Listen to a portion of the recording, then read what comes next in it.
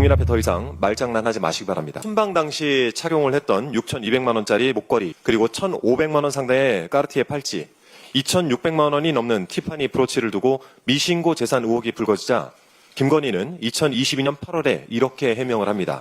장신구 석점 중 2점은 지인에게 빌리고 1점은 소상공인에게 구매를 했다.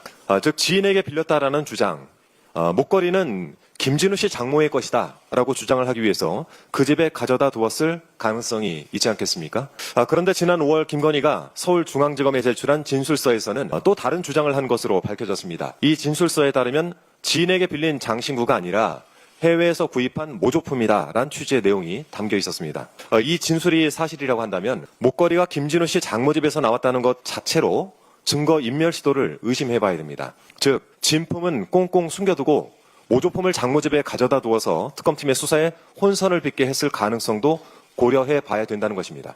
김건희와 그 일가에 경고를 합니다만 국민 앞에 더 이상 말장난하지 마시기 바랍니다. 김건희 본인의 삶에 도대체 어디까지가 거짓인가 싶습니다. 이로서의 허위 경력을 기재한 것이 들통나자 돋보이고 싶은 욕심 때문에 그랬다라면서 그것이 죄라면 죄라고 주장을 해 국민적 공분을 사기도 했습니다. 숙명여대 석사학위 논문 표절인 것으로 드러나자 학위가 취소됐고 회원 유지를 멤버 유지로 표기한 논문은 두고두고 인구에 회자되고 있습니다. 윤석열이 구약성경을 다 외운다라면서 두둔했던 김건희는 신부님이나 목사님이 아닌 천공스승과 건진법사, 미륵보살 명태균, 점집을 운영한 노상원을 곁에 두었고 본인 스스로 도사들과 대화하는 것을 좋아한다라고 말하기도 했습니다. 김건희의 이름과 호칭, 외모, 직업 등의 세간의 풍문이 파다하지만 굳이 구체적으로 언급은 하지 않겠습니다. 자, 이쯤 되면 상습적으로 거짓말을 하다 스스로 믿어버리게 되는 리플리 증후군도 매우 중증인 것 같습니다. 이 끝없는 거짓말로 국민을 농락한 김건희, 그 민낯을 특검 수사를 통해서 명명백백히 밝혀내야 되겠습니다. 끝으로 한 가지 더 말씀드리겠습니다. 이준숙 방송통신위원장에 대한 이야기 안 드릴 수가 없는데요. 어제 이준숙 위원장이 SNS에 장문의 글을 올렸습니다. 그 제목이 휴가 유감입니다.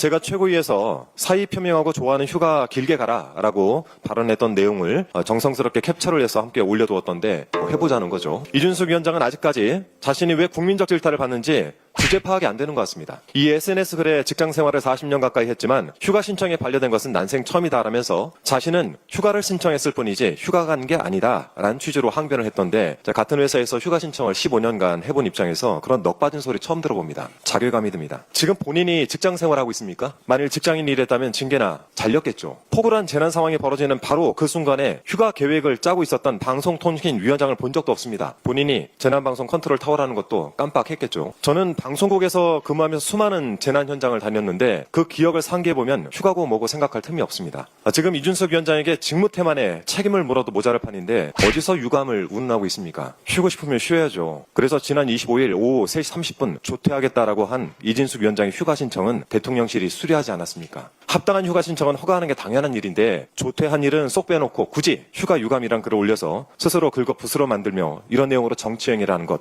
지탄받아야 마땅합니다. 아울러 그제 MBC 자회사인 IMBC 주식과 삼성전자 주식 관련 백지신탁 의무 위반으로 공직자윤리위원회에 회부되었던데 소유한 주식이 직무 관련성이 없다라고 인정받기 전에는 관련 직무를 해서는 안 된다라고 되어 있는데 MBC와 삼성전자 관련 심의 의결을 했더군요. 방통위에 본인 혼자여서 중요한 안건들을 심의 의결하지 못한다라고 내용도 써놨던데 이딴 식으로 일을 하니까 그 중요한 안건 심의 의결을 하지 말라는 것입니다. 공직보다 정치행위에 관심이 많나 본데 좀 스스로 부끄러움을 좀 아십시오. 이제 당신에게 논평하는 시간조차 아깝습니다.